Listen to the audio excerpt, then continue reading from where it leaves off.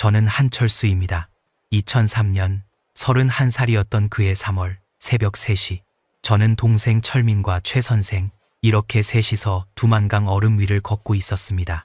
발밑에서는 얼음이 꼭 짐승의 울음소리를 냈습니다. 그 순간 북쪽 강변에서 불빛이 켜졌습니다. 손전등이었습니다. 하나가 아니라 둘, 국경 경비병입니다. 우리 셋은 동시에 얼음 바닥에 엎드렸습니다. 얼음이 배에 닿았는데 살을 베는 것 같았어요.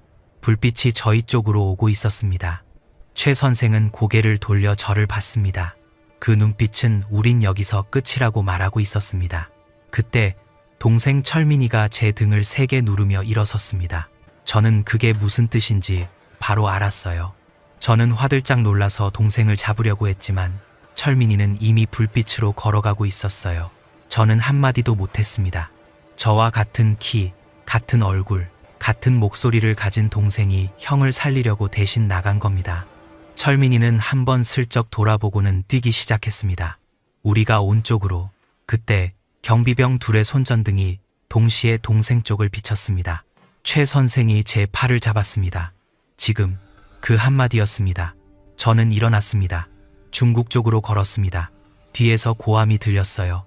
서라. 철민이를 쫓는 소리였습니다. 저는 이를 깨물었습니다. 입안에서 피맛이 났어요. 뒤를 돌아보면 안 된다는 걸 알았습니다. 돌아보면 못 간다는 걸 알았습니다. 저는 돌아봤습니다. 하지만 아무것도 보이지 않았습니다. 손전등 불빛이 북한 강변으로 멀어지고 있었어요. 철민이가 잡혔는지 아직 뛰고 있는지 저는 알 수 없었습니다. 우린 같은 날 태어난 친구 같은 형제입니다. 그런데 한 사람은 강을 건넜고 한 사람은 건너지 못했습니다. 20년이 지났습니다. 그리고 전화 한 통이 걸려왔어요. 그 전화가 저의 모든 걸 흔들어 버렸습니다. 이 이야기는 실제 탈북 사례들을 바탕으로 재구성한 것입니다. 등장인물의 이름은 안전을 위해 가명을 사용하였습니다. 잠시 구독과 좋아요로 응원해 주시면 감동적인 탈북 이야기로 보답드리겠습니다. 그리고 어느 지역에서 듣고 계신지 댓글로 알려주시면 반가운 마음으로 인사드리겠습니다. 쌍둥이 형제와 헤어진 20년의 이야기 지금 시작합니다. 여러분, 무산이라는 곳을 아십니까? 함경북도 끝자락, 산이 사방을 둘러싼 곳입니다. 겨울이면 영하 30도까지 내려갑니다. 숨을 쉬면 콧속이 얼어붙는 느낌이 나요. 그런 곳입니다. 마을 한가운데 무산 광산이 있었습니다. 철광석을 캐는 광산이에요. 마을 사람 10명 중 7은 광산에서 일했습니다. 아침이면 갱도로 들어가는 사람들의 줄이 산 쪽으로 이어졌습니다. 저녁이면 그 사람들이 얼굴에 시커먼 가루를 묻히고 내려왔습니다. 철가루요. 그게 무산의 냄새였습니다. 쇠 냄새. 저는 그 냄새를 맡으며 자랐습니다. 1972년 10월 15일 저와 철민이는 그 마을에서 태어났습니다. 쌍둥이였습니다. 어머니가 나중에 말씀하시기를 저는 3분 먼저 나왔다고 합니다. 3분이요. 그 3분 때문에 제가 형이 되었습니다. 철민이는 그 3분을 평생 억울해했어요. 형아, 3분 차이가 뭐라고. 그게 입버릇이었습니다. 우리는 진짜 똑같이 생겼습니다. 키도 같고 얼굴도 같고 목소리도 같았어요. 학교에 갈 나이가 되었을 때 선생님이 저희를 구분하지 못했습니다. 하루는 철민이가 수학 시험을 망쳤어요. 다음 날 제 시험을 봐야 했는데 철민이가 저한테 말했습니다. 형아, 나 대신 들어가라. 저는 들어갔습니다. 철민이 자리에 앉아서 시험을 봤어요. 선생님은 끝까지 몰랐습니다. 집에 와서 어머니한테 들켰지만요. 어머니가 둘 다 종아리를 때렸습니다. 철민이가 울면서 웃었어요. 저도 울면서 웃었습니다. 같은 표정이었을 겁니다. 구분하는 방법이 하나 있었습니다. 제 오른쪽 눈썹에 흉터가 있어요. 6살 때 언덕에서 굴러서 돌에 부딪혔습니다. 피가 많이 났어요. 철민이가 울면서 저를 업고 집까지 뛰었습니다. 저보다 철민이가 더 울었어요. 그때부터 마을 사람들이 눈썹에 흉터 있는 놈이 형이다라고 했습니다. 철민이는 그 흉터를 볼 때마다 자기가 업고 뛰었던 이야기를 했어요. 자랑처럼. 제가 그만해라 해도 만나랬습니다. 아버지 이야기를 해야 합니다. 아버지 한영호, 무산광산 갱도 광부였습니다. 말이 없는 사람이었어요. 하루 종일 갱도에서 철광석을 캐고 저녁에 집에 오면 마루에 앉아서 담배를 피웠습니다. 저한테도 철민이한테도 잘 안 웃었어요. 그런데 가끔, 아주 가끔 저희 둘이 나란히 앉아 있으면 물끄러미 쳐다보셨습니다. 그게 아버지의 웃음이었다는 걸 저는 한참 뒤에 알았습니다. 아버지한테는 손목시계가 하나 있었습니다. 소련제 시계였어요. 유리에 금이가 있었고 줄은 달아서 가죽이 해져 있었습니다. 그래도 아버지는 그 시계를 매일 찼어요. 광산에 갈 때만 빼놓았습니다. 갱도에서 부딪히면 망가지니까요. 아침에 출근할 때 시계를 풀어서 밥상 위에 놓았습니다. 저녁에 돌아오면 다시 찼습니다. 그게 아버지의 하루였어요. 시계를 내려놓고 시계를 다시 차고 저는 아버지가 출근한 뒤에 그 시계를 들고 귀에 대보곤 했습니다. 째깍째깍 소리가 났어요. 아버지가 돌아올 때까지 그 소리가 집을 지키는 것 같았습니다. 아버지가 유일하게 길게 말씀하신 적이 있습니다. 저와 철민이가 14살 때였어요. 아버지가 마루에서 담배를 피우다가 저를 불렀습니다. 철수야. 저는 갔습니다. 아버지가 저를 보면서 말했어요. 너는 형이다. 3분이든 3년이든 형은 형이야. 철민이를 지켜라. 그게 다였습니다. 저는 네라고 했습니다. 아버지는 다시 담배를 피웠어요. 그날 이후로 아버지가 그렇게 긴 말을 한 적은 없었습니다. 여러분, 저는 그 말을 아직도 기억합니다. 목소리까지 기억해요. 낮고 짧았습니다. 근데 무거웠어요. 1994년이었습니다. 제가 22살이었어요.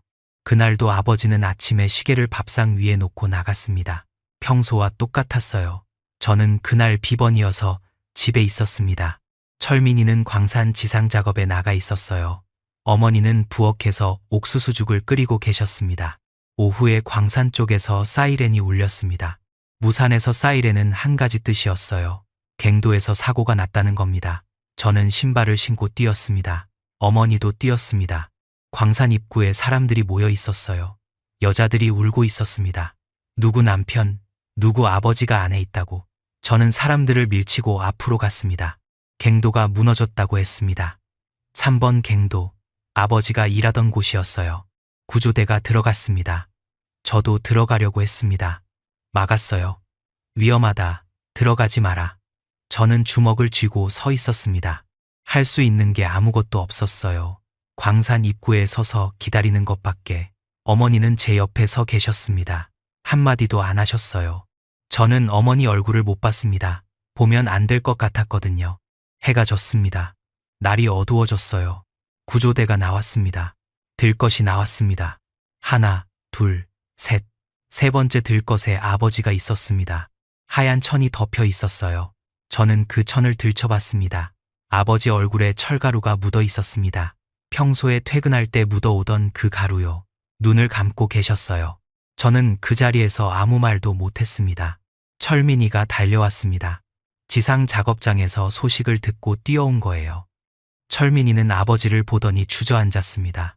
아버지, 그 한마디를 하고는 소리를 내서 울었습니다. 저는 울지 않았어요. 울어야 하는데 안 나왔습니다. 그냥 동생 등을 두드렸습니다. 그게 제가 할 수 있는 전부였습니다.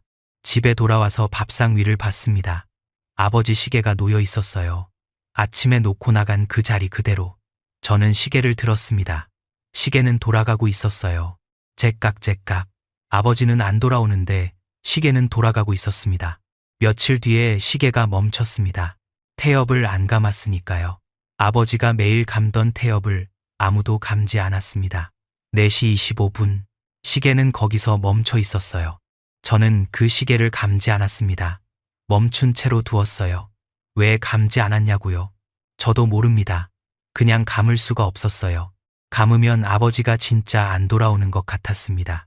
어머니는 아버지가 돌아가신 날 울지 않으셨습니다. 장례를 치르는 동안에도 울지 않으셨어요. 이틀 뒤 새벽이었습니다. 제가 소변이 마려워서 일어났는데 부엌에서 소리가 났어요. 작은 소리였습니다. 어머니가 부엌 바닥에 앉아서 울고 계셨어요. 소리를 죽이고 울고 계셨습니다. 행주로 입을 막고 저는 부엌 문 앞에 서서 들었습니다. 들어가지 못했어요. 들어가면 어머니가 울음을 멈출 것 같았거든요. 저는 그 자리에 서서 어머니가 울음을 다 울 때까지 기다렸습니다. 그날 이후로 저는 형이 되었습니다. 3분 먼저 태어나서 형이 된 게 아니라 아버지가 떠나서 형이 되었습니다. 광산에 들어갔어요. 아버지가 일하던 그 갱도에 22살이었습니다. 1996년부터 세상이 달라졌습니다. 배급이 줄었습니다. 처음에는 양이 줄었어요. 그 다음에는 횟수가 줄었습니다. 한 달에 2번이 1번이 되고 1번이 안 나오기 시작했습니다. 저는 참았습니다. 국가가 어려우니 참는 거라고 생각했어요. 라디오에서 그렇게 말했으니까요. 고난의 행군 정신으로 이겨내자. 저는 그 말을 믿었습니다. 그런데 사람이 죽기 시작했어요. 처음에는 노인들이었습니다. 옆집 할아버지가 어느 날 안 보였어요. 그 다음은 아이들이었습니다. 학교에 오지 않는 아이가 늘었습니다. 마을이 조용해졌어요. 예전에는 저녁이면 아이들이 골목에서 뛰어다녔는데 그 소리가 사라졌습니다. 사람이 굶으면 조용해진다는 것을 저는 그때 처음 알았습니다. 1997년 겨울이었습니다. 갱도에서 같이 일하던 사람이 있었어요. 박노인이라고 불렀습니다. 58이었는데 60이 넘어 보였어요. 등이 굽었고 기침을 달고 살았습니다. 그래도 매일 갱도에 들어왔어요. 곡괭이를 들면 손이 떨렸지만 내려놓지는 않았습니다. 배급이 끊기고 나서 박노인의 얼굴이 달라졌어요. 광대뼈가 튀어나오고 눈이 깊이 들어갔습니다. 저도 마찬가지였을 겁니다. 거울이 없으니 모를 뿐이에요. 어느 날 갱도 안에서 박노인이 쓰러졌습니다. 소리도 없이요. 곡괭이를 내려치다가 그대로 옆으로 넘어졌어요. 저는 달려갔습니다. 박노인을 일으키려고 어깨를 잡았는데 뼈가 만져졌습니다. 살이 없었어요. 어깨를 잡은 게 아니라 뼈를 잡은 것 같았습니다. 갱도 안은 바깥보다 따뜻한데 박노인의 몸은 차가웠어요. 저는 등에 업었습니다. 가벼웠습니다. 사람이 이렇게 가벼울 수가 있나 싶었어요. 갱도 밖으로 나왔을 때 햇빛이 눈에 아팠습니다. 박노인을 내려놓았어요. 숨은 쉬고 있었습니다. 얕게 누군가 물을 가져왔습니다. 박노인의 입에 물을 적셔줬어요. 입술이 갈라져 있었습니다. 물이 갈라진 틈으로 스며드는 게 보였어요. 박노인이 눈을 떴습니다. 저를 보더니 한마디 했어요. 미안하다, 젊은 동무. 쓰러져서 미안하다는 거였습니다.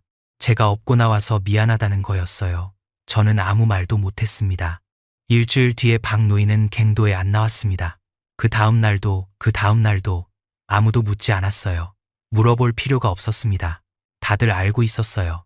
박노인의 자리에 다른 사람이 들어왔습니다. 아무 일도 없었다는 듯이 갱도 안에서 곡괭이 소리가 났어요. 똑같은 소리였습니다. 사람은 바뀌었는데 소리는 같았어요.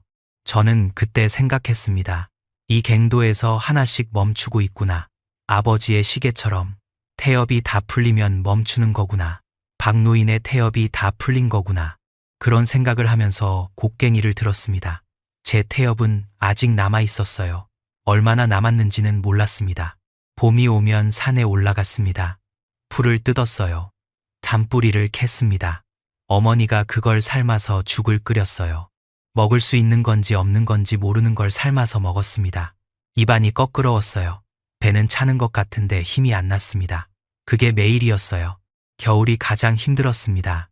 영하 25도. 저는 갱도에 들어가면 오히려 좀 나았어요. 땅속은 바깥보다 따뜻하니까요. 하지만 어머니와 철민이는 집에 있었습니다. 난방용 석탄도 배급이 끊겼어요. 어머니는 산에서 나뭇가지를 주워다가 아궁이에 넣었습니다. 그게 금방 타서 사라졌어요. 저는 갱도에서 일하고 저녁에 집에 오면 어머니와 철민이가 이불을 뒤집어 쓰고 누워 있었습니다. 방이 차가웠어요. 숨을 쉬면 입김이 보일 정도로. 저는 괜찮았습니다. 괜찮다고 했습니다. 형이니까요. 철민이는 달랐어요. 동생은 힘들어도 웃었습니다. 어머니가 풀죽을 끓여주면 어메, 이거 맛있수다 하고 웃었어요. 맛있을 리가 없었습니다. 풀을 삶은 건데. 그래도 철민이가 그렇게 말하면 어머니도 웃으셨어요. 저는 그때 그 웃음이 밉기도 했습니다. 뭐가 웃기다고. 그런데 지금 생각하면 그 웃음이 우리 집을 지킨 거예요. 제가 지킨 게 아닙니다. 철민이의 웃음이 지켰어요. 어머니가 장마당에 나가기 시작한 건 1997년이었습니다. 장마당이라고 남한으로 치면 시장 같은 곳입니다. 허가받은 게 아니라 사람들이 알아서 모여서 물건을 파는 곳이에요. 불법은 아니었지만 그렇다고 합법도 아니었습니다. 단속이 나오면 다 뺏겼어요. 어머니는 두부를 만들어서 팔았습니다. 새벽에 일어나서 콩을 갈고 두부를 만들어서 장마당에 내다 팔았어요. 하루 벌어서 하루 먹었습니다. 어머니 손이 겨울이면 갈라졌어요. 갈라진 틈에 핏물이 맺혔는데 어머니는 신경도 안 쓰셨습니다. 저는 참았습니다. 또 참았습니다. 단속이 나와서 어머니 두부를 뺏어간 날 어머니가 빈손으로 돌아오셨습니다. 아무 말씀도 안 하셨어요. 저는 주먹을 쥐었습니다. 주먹을 쥐는 것밖에 할 수 있는 게 없었어요. 그 무렵이었습니다. 철민이가 저한테 말했어요. 형아, 이러다 엄해 죽겠다. 웃음이 없었습니다. 처음으로 동생 얼굴에 웃음이 없었어요.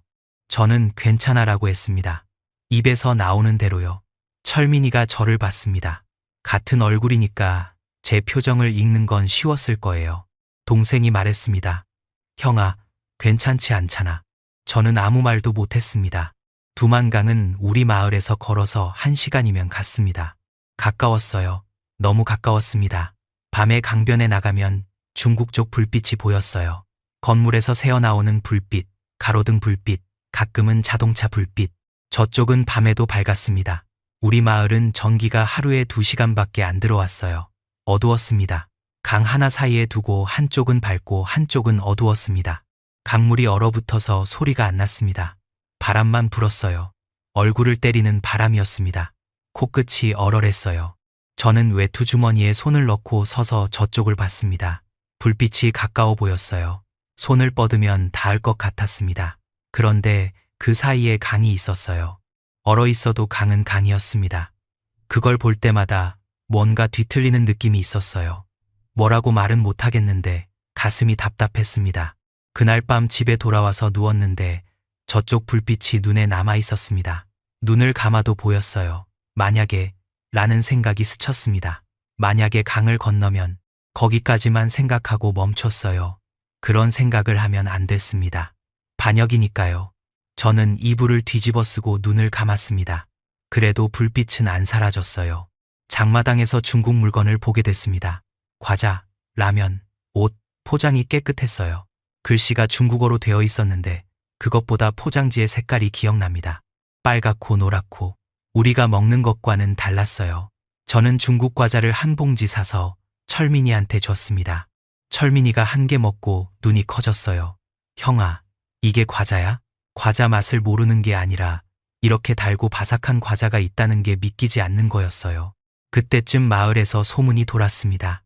누가 강을 건넜다. 누가 중국에 갔다가 돌아왔다. 누가 중국에서 돈을 벌어서 보냈다. 소문이었어요. 입에서 입으로. 크게 말하면 안 되는 이야기였습니다. 보위부에 들키면 끝이니까요. 보위부라고 있습니다. 끌려간 사람은 가족도 모르게 사라졌어요. 이름을 부르면 안 되는 곳이었습니다. 저는 그 소문을 들으면서도 생각하지 않으려고 했습니다. 강을 건너는 건 반역이었어요. 잡히면 죽는 일이었습니다. 저는 형이니까 그런 위험한 생각을 하면 안 됐어요. 그런데 어느 날 집에 돌아왔는데 어머니가 밥상 앞에 앉아 계셨습니다. 밥상에는 아무것도 없었어요. 빈 밥상이었습니다. 어머니가 저를 보면서 말씀하셨어요. 오늘은 없다. 그 한마디를 하는 어머니 얼굴을 저는 잊을 수가 없습니다. 창피해하고 계셨어요. 자식한테 밥을 못 차린 게 창피한 거였습니다. 저는 괜찮아요 라고 했습니다. 또 괜찮다고 했어요. 그날 밤 저는 잠이 안 왔습니다. 아버지 시계를 꺼내서 봤어요. 4시 25분. 멈춘 채로 아버지가 갱도에서 나오지 못한 그 시간에 멈춰 있었습니다. 저는 그 시계를 보면서 생각했어요. 이대로 가면 어머니도 멈춘다. 철민이도 멈춘다. 이 마을에서 하나씩 멈추고 있었습니다. 시계처럼. 그때까지는 몰랐습니다. 며칠 뒤에 모든 것이 바뀔 거라는 걸요. 며칠 뒤 어머니가 저를 부르셨습니다. 저녁이었어요. 방에 들어갔더니 어머니 옆에 모르는 사람이 앉아 있었습니다. 그 사람은 40쯤 되어 보였습니다. 말투가 달랐어요. 우리 무산 사람이 아니었습니다. 나중에 안 건데 중국 연변 조선족이었어요. 성이 최 씨였습니다. 다들 최 선생이라고 불렀어요. 브로커였습니다. 사람을 강 건너로 보내주는 사람. 저는 그런 사람이 진짜 있다는 걸 그날 처음 알았습니다. 저는 최 선생의 얼굴을 보면서 며칠 전 강변에서 떠올렸던 그 생각이 났습니다. 만약에 건너면, 그때는 혼자 머릿속에서 지운 생각이었는데 지금 그 생각이 사람의 얼굴을 하고 앞에 앉아 있었습니다. 어머니가 먼저 말씀하셨어요. 앉아라. 저는 앉았습니다. 철민이도 불러야 하는 거 아닌가 생각했는데 어머니가 먼저 말씀하셨습니다. 철민이는 나중에 부른다. 왜 저한테만 먼저 말씀하시는지 그때는 이상하다고만 생각했어요. 최 선생이 입을 열었습니다. 목소리가 낮았어요. 벽 너머로 새 나가면 안 되는 이야기였으니까요. 최 선생은 이렇게 말했습니다. 강을 건너서 중국으로 간다. 중국에서 제3국으로 이동한다. 거기서 남한으로 갈 수 있다. 비용은 한 사람당 3,000위안. 우리 돈으로 따지면 어머니가 장마당에서 두부를 1년은 팔아야 모을 수 있는 돈이었습니다. 저는 물었습니다. 셋이 갈 수 있습니까? 어머니와 저와 철민이. 셋이요. 최 선생이 고개를 저었어요. 어머니는 힘듭니다. 길이 험해요. 걸어야 합니다. 많이 걸어야 합니다. 어머니는 그해 55이었어요. 다리가 좋지 않으셨습니다. 장마당에 나갈 때도 절뚝거리셨어요. 저는 다시 물었습니다. 그러면 둘이요. 저와 동생. 최 선생이 잠깐 생각하더니 고개를 끄덕였습니다. 둘이면 됩니다. 돈은 6,000위안. 어머니가 말씀하셨어요. 있다. 어머니가 어떻게 그 돈을 모으셨는지 저는 지금도 정확히 모릅니다. 장마당 장사만으로는 안 되는 돈이었어요. 나중에 생각해보면 집을 판 것 같습니다. 아니면 누군가한테 빌렸거나. 어머니는 끝까지 말씀하지 않으셨어요. 그날 밤 저와 어머니와 최 선생이 날짜를 정했습니다. 3월, 강이 얼어 있을 때 두만강이 꽁꽁 얼면 걸어서 건널 수 있거든요. 그런데 3월이면 얼음이 녹기 시작합니다.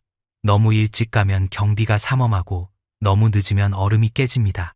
그 사이를 노려야 했어요. 최 선생이 돌아간 뒤에 철민이를 불렀습니다. 어머니가 말씀하셨어요. 최 선생이 했던 이야기를 다시 해주셨습니다. 철민이는 가만히 듣고 있었어요. 다 듣고 나서 한마디 했습니다. 어매는요? 어머니가 나는 안 간다고 하셨어요. 철민이가 왜요라고 했습니다. 어머니가 다리가 안 되잖아 라고 하셨어요. 철민이가 그럼 나도 안 갑니다 라고 했습니다. 방이 조용해졌어요. 저는 알고 있었습니다. 철민이가 그렇게 말할 거라는 걸. 어머니를 두고 가는 건 철민이한테는 있을 수 없는 일이었어요. 저한테도 마찬가지였습니다.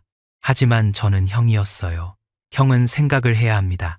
감정이 아니라 판단을 해야 합니다.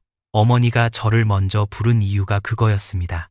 제가 먼저 받아들여야 철민이도 설득할 수 있으니까. 여러분, 이런 상황을 상상해 보신 적 있습니까? 어머니를 두고 떠나야 합니다. 어머니가 직접 가라고 합니다. 어머니가 돈까지 마련해 놓았습니다. 거절하면 어머니가 마련한 그 모든 게 무너집니다. 가면 어머니를 혼자 두는 겁니다. 어느 쪽도 괜찮지 않았어요. 저는 철민이를 따로 데리고 나갔습니다. 마당이었어요. 겨울 밤이라 별이 많았습니다. 숨을 쉬면 하얘졌어요. 저는 동생한테 말했습니다. 어매가 우리 보내려고 집을 팔았다. 우리가 안 가면 어매는 집도 없고 우리도 여기서 굶는다. 철민이가 한참 아무 말이 없었어요. 그러다가 물었습니다. 형아, 어매 혼자 괜찮을까? 저는 괜찮아라고 했습니다. 또 그 말이 나왔어요. 괜찮지 않다는 걸 저도 알고 철민이도 알고 아마 어머니도 아셨을 겁니다.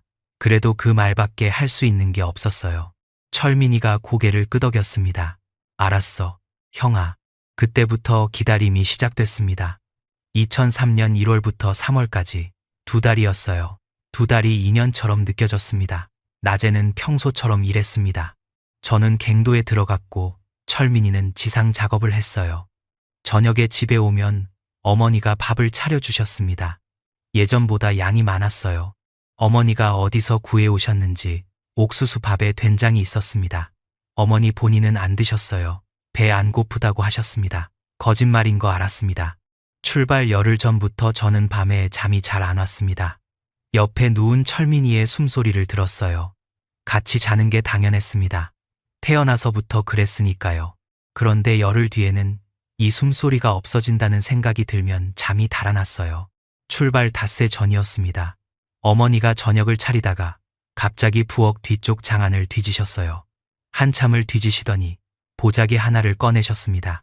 뭔가 쌓여 있었어요. 어머니가 그걸 풀지는 않았습니다. 다시 장 안에 넣으셨어요. 저는 묻지 않았습니다.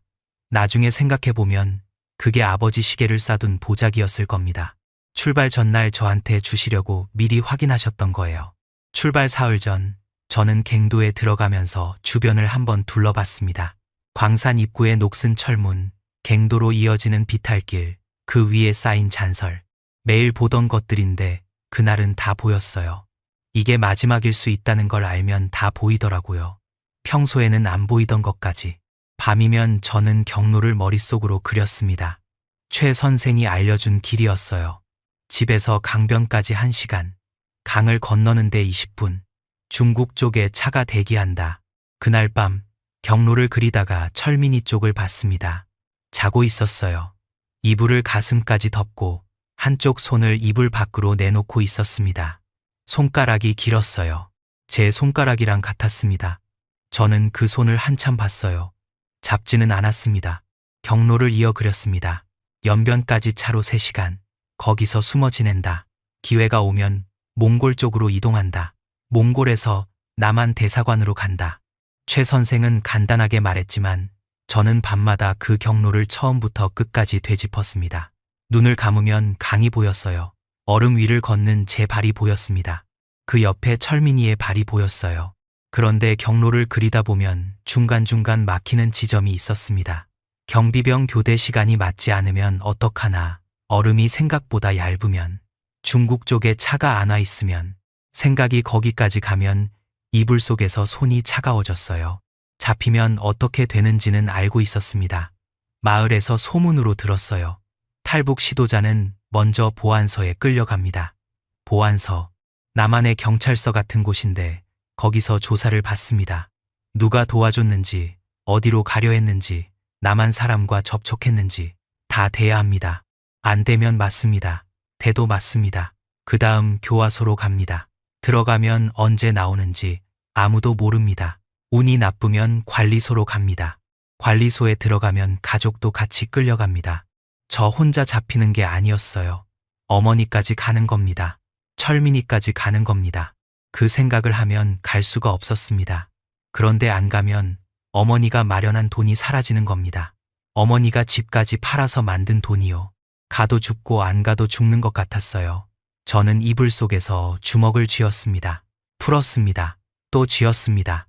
최 선생이 한 가지 말한 게 있었어요. 경비병 교대가 새벽 3시에서 5시 사이입니다. 그 사이에 빈 구간이 생깁니다. 그때 건넙니다. 새벽 3시.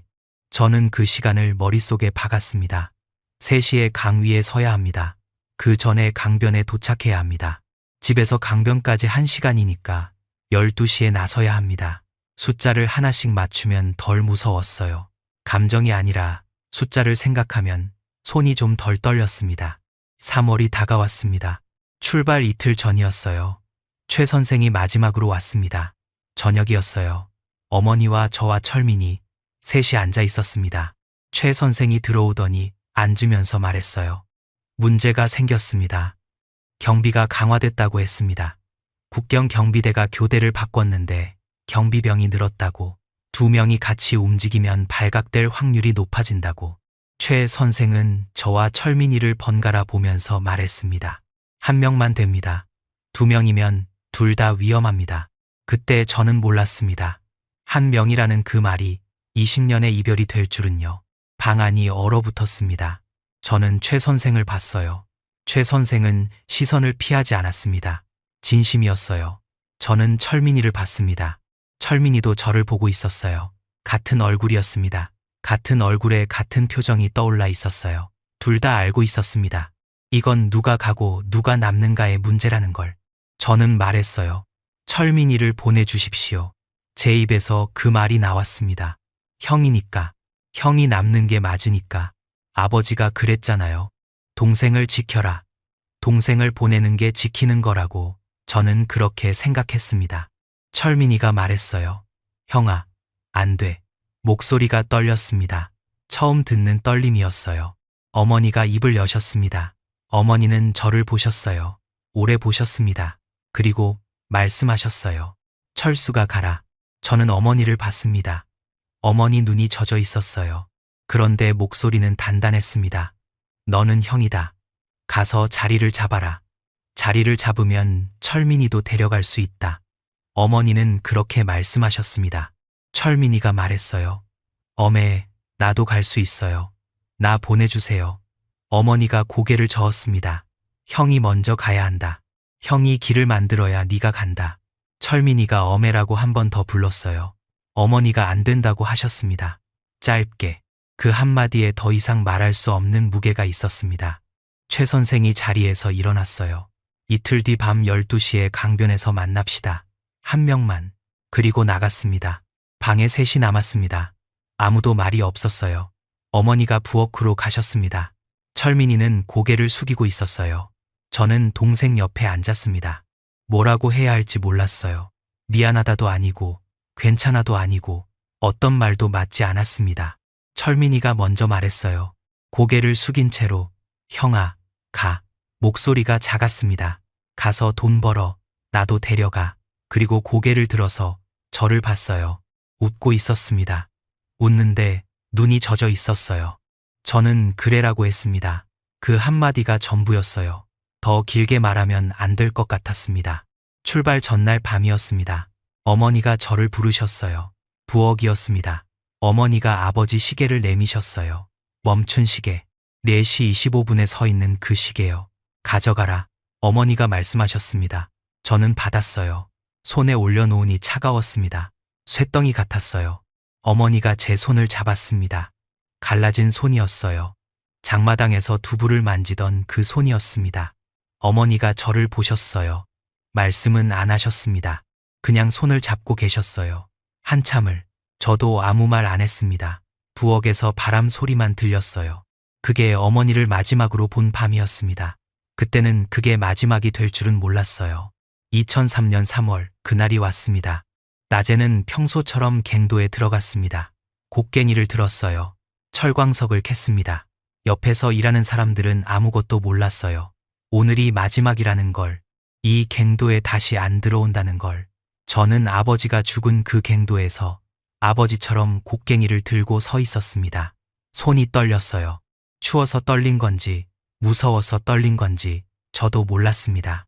저녁에 집에 왔습니다. 어머니가 밥을 차려주셨어요. 쌀밥이었습니다. 쌀밥을 본 게 얼마만인지 모르겠어요. 옥수수밥도 아니고 풀죽도 아니고 하얀 쌀밥이었습니다. 어디서 구하셨는지 묻지 않았어요. 물으면 안 될 것 같았습니다. 반찬은 된장하고 무김치. 그게 다였는데 저는 그 밥상을 오래 봤습니다. 철민이가 먼저 숟가락을 들었어요. 형아, 밥 식겠다. 웃으면서요. 어머니도 앉으셨습니다. 셋이 밥을 먹었어요. 아무도 오늘 밤 이야기를 안 했습니다. 밥 먹는 소리만 났어요. 숟가락이 그릇에 부딪히는 소리. 저는 그 소리를 지금도 기억합니다. 그게 셋이 같이 먹는 마지막 밥이었어요. 밥을 먹고 나서 철민이가 저를 마당으로 불렀습니다. 밤이었어요. 하늘에 별이 깔려 있었습니다. 동생이 주머니에서 뭔가를 꺼냈어요. 종이였습니다. 접어서 작게 만든 종이. 펼쳐보니 철민이가 쓴 글이었어요. 글씨가 삐뚤었습니다.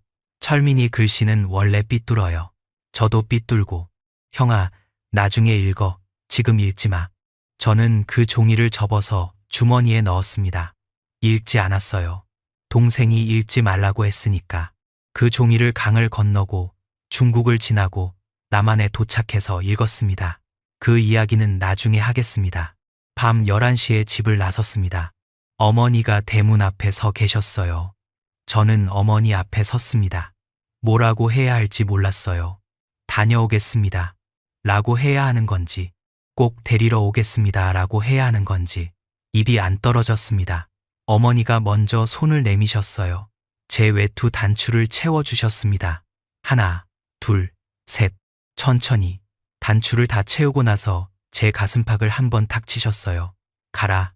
그 한마디였습니다. 철민이는 같이 강변까지 가기로 했습니다. 최 선생이 그건 괜찮다고 했어요. 강변까지는 둘이 가도 된다고. 건너는 건 한 명이지만 거기까지는 같이 갈 수 있다고. 저와 철민이는 나란히 걸었습니다. 1시간이었어요. 길이 어두웠습니다. 손전등을 켤 수 없었어요. 달빛에 의지해서 걸었습니다. 발밑에 돌이 걸릴 때마다 철민이가 제 팔을 잡았어요. 제가 넘어질까봐. 저는 괜찮다고 했습니다. 철민이는 안 놓았어요. 걸으면서 철민이가 말했습니다. 형아, 나만은 밥 많다며? 저는 그렇다더라 고했어요. 거기 가면 쌀밥 매일 먹을 수 있대? 그렇다더라. 형아, 나도 데리러 와야 한다. 알지? 저는 안다고 했습니다. 철민이가 약속해라고 했어요. 저는 약속한다고 했습니다. 어두워서 서로 얼굴은 안 보였어요. 목소리만 들렸습니다. 같은 목소리가 어둠 속에서 번갈아 나왔습니다. 강변에 도착했을 때 최 선생이 이미 와 있었습니다. 웅크리고 앉아 있었어요. 고개를 들더니 왔습니까? 라고만 했습니다. 저는 고개를 끄덕였어요. 여기서부터는 여러분이 처음에 들으셨던 그 이야기입니다. 최 선생이 앞에 서고 저와 철민이가 뒤에 섰습니다. 최 선생이 저를 봤어요. 그 다음 철민이를 봤습니다. 한 명만 건넙니다. 저는 알고 있었어요. 그런데 그 말을 강변에서 들으니까 다르더라고요. 진짜구나 싶었습니다. 철민이가 저를 봤습니다. 웃었어요. 달빛 아래에서 동생의 얼굴이 보였습니다. 제 얼굴이었어요. 형아, 빨리 가. 그 목소리가 밝았습니다. 일부러 밝게 한 거였어요. 저는 알았습니다. 저는 동생을 안았습니다. 말은 안 했어요. 안기만 했습니다. 철민이도 안았어요. 같은 키라서 턱이 서로 어깨에 닿았습니다. 몇 초였는지 모릅니다. 오래 안고 있고 싶었는데 최 선생이 가야 합니다. 라고 했어요. 저는 동생을 놓았습니다. 돌아섰습니다. 얼음 위에 첫 발을 내딛었어요. 그때부터는 여러분이 아시는 대로입니다. 강 절반쯤에서 경비병 불빛이 켜졌습니다. 우리가 엎드렸습니다. 철민이가 제 등을 눌렀습니다. 그리고 일어나서 뛰었습니다. 경비병 쪽으로 저를 살리려고. 저는 최 선생에게 끌려서 중국 쪽 강변에 올라섰습니다. 무릎까지 물에 젖어 있었어요. 얼음이 깨진 구간을 밟았던 겁니다. 물이 차가운 게 아니라 뜨거운 것 같았어요. 살이 타는 것 같았습니다. 그런데 아프지 않았어요. 아무것도 안 느껴졌습니다. 뒤에서 나던 소리가 멈춰 있었어요. 경비병 고함도 발소리도 조용했습니다. 철민이가 잡힌 건지 도망친 건지 모릅니다. 그 순간에는 몰랐어요. 최 선생이 제 팔을 잡고 걸었습니다. 움직여요. 멈추면 안 됩니다. 저는 걸었어요. 다리가 움직이는 게 신기했습니다. 머리는 멈춰 있는데 다리만 움직였어요. 중국 땅이었습니다. 발밑에 흙이 달랐어요. 강변 모래가 아니라 마른 흙이었습니다. 나무 사이로 길이 나 있었어요. 최 선생이 앞에서 걸었습니다. 저는 뒤에서 따라갔어요. 한 발, 한 발, 뒤를 돌아보지 않으려고 했습니다. 돌아보면 강이 보이고 강 건너에 무산이 있고 무산에 어머니가 있고 어머니 옆에 철민이가 있어야 하는데 없을 수도 있다는 생각이 들면 다리가 멈출 것 같았어요. 돌아보지 않았습니다. 그때는요. 30분쯤 걸었을 때 차가 한 대 서 있었습니다. 낡은 승합차였어요. 최 선생이 문을 열었습니다. 타세요. 저는 탔어요. 차 안이 어두웠습니다. 시트에 앉았는데 다리에서 힘이 빠졌어요. 그제야 몸이 떨리기 시작했습니다. 무릎이 덜덜 떨렸어요. 이가 부딪혔습니다. 추워서가 아니었어요. 몸이 그때서야 무서워하기 시작한 거였습니다. 차가 출발했습니다. 창밖은 어두웠어요. 나무가 지나가고 가끔 불빛이 보이다가 사라졌습니다. 저는 주머니에 손을 넣었어요. 아버지 시계가 만져졌습니다. 차갑고 단단했어요. 시계를 꺼내서 봤습니다. 어두워서 잘 안 보였는데 유리에 비친 달빛으로 바늘이 보였어요. 4시 25분 멈춰 있었습니다. 저는 시계를 쥐고 눈을 감았습니다. 차는 3시간을 달렸습니다. 날이 밝아오고 있었어요. 창밖으로 마을이 보이기 시작했습니다. 중국 마을이었어요. 간판에 중국어가 써 있었습니다. 그런데 가끔 한글도 보였어요. 연변이었습니다. 조선족이 사는 동네요. 최 선생이 차를 세웠습니다. 좁은 골목이었어요. 내리세요. 저는 내렸습니다. 골목 끝에 작은 집이 있었습니다. 단층짜리 농가였어요. 마당에 닭이 2마리 돌아다니고 있었습니다. 최 선생이 문을 두드렸어요. 문이 열렸습니다. 여자분이었어요. 60대쯤 되어 보였습니다. 얼굴에 주름이 깊었고 몸이 작았어요. 최 선생이 왕 아줌마라고 불렀습니다. 왕 아줌마는 저를 아래 위로 한번 보더니 고개를 끄덕였어요. 들어와라. 말투에 함경도 억양이 섞여 있었습니다. 조선족인데 우리 쪽 말을 쓰는 분이었어요. 최 선생이 말했습니다. 여기서 당분간 있으세요. 제가 다음 길을 만들어 놓겠습니다. 한 달쯤 걸릴 수 있습니다. 한 달. 저는 고개를 끄덕였어요. 최 선생이 떠나고 왕 아줌마 집에서 생활이 시작됐습니다. 방은 작았어요. 온돌이었는데 바닥이 따뜻했습니다. 오랜만에 따뜻한 바닥에 누웠어요. 등이 녹는 것 같았습니다. 그런데 눈을 감으면 얼음 위가 보였어요. 철민이가 일어서는 게 보였습니다. 뒤에서 경비병 고함이 들렸어요. 눈을 떴습니다. 천장이 보였어요. 조용했습니다. 저는 매일 밤 그랬어요. 눈을 감으면 강이 보이고 눈을 뜨면 천장이 보이고 왕 아줌마 집에 온 지 사흘째 되던 밤이었습니다. 바닥에 누워서 천장을 보면서 생각했어요. 강을 건넌 지 나흘이 지났습니다. 그 나흘 동안 저는 동생을 두고 왔고 나라를 떠났고 이름도 모르는 할머니의 집 바닥에 누워 있었습니다.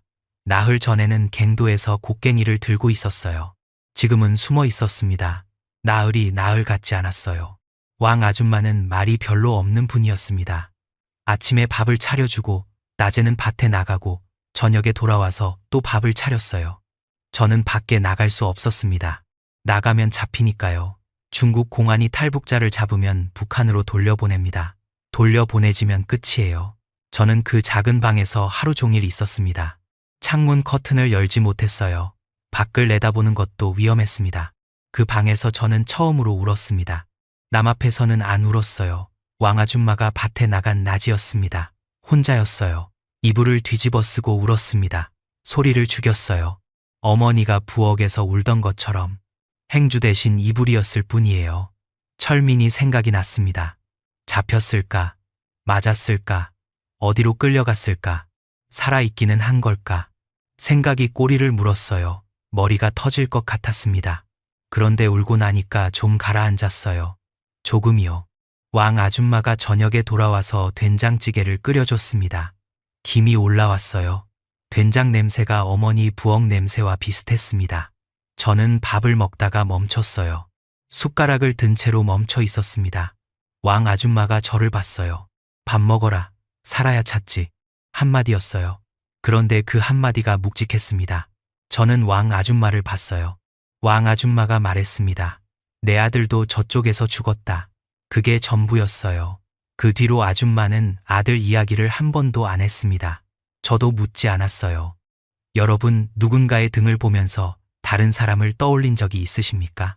왕 아줌마가 돌아서서 설거지를 하는데 저는 그 등에서 어머니를 봤습니다. 키도 다르고 체형도 다른데 등이 같았어요. 자식한테 등을 보이고 서 있는 어머니의 등이었습니다. 열흘쯤 지났을 때였습니다. 새벽에 왕 아줌마가 저를 흔들어 깨웠어요. 일어나, 빨리. 목소리가 달랐습니다. 급했어요. 저는 벌떡 일어났습니다. 왕 아줌마가 말했어요. 공안이 이 동네 돈다. 누가 신고한 것 같다. 심장이 떨어지는 것 같았습니다. 왕 아줌마가 제 팔을 잡고 부엌으로 끌고 갔어요. 부엌 바닥에 나무판이 있었습니다. 아줌마가 그걸 들어 올렸어요. 밑에 구멍이 있었습니다. 사람 하나 겨우 들어갈 크기. 저장실이었어요. 김치를 묻어두는 곳인데 비어 있었습니다. 들어가, 소리 내지 마. 저는 들어갔습니다. 몸을 웅크렸어요. 아줌마가 나무판을 덮었습니다. 어두웠어요. 흙 냄새가 났습니다. 축축했어요. 차갑고 좁았습니다. 저는 무릎을 가슴에 붙이고 앉아 있었어요. 무릎이 가슴을 눌렀습니다. 숨쉬기가 답답했어요. 등 뒤로 흙벽이 닿았는데 축축한 흙이 외투에 스며드는 느낌이 났습니다. 냄새가 짙었어요.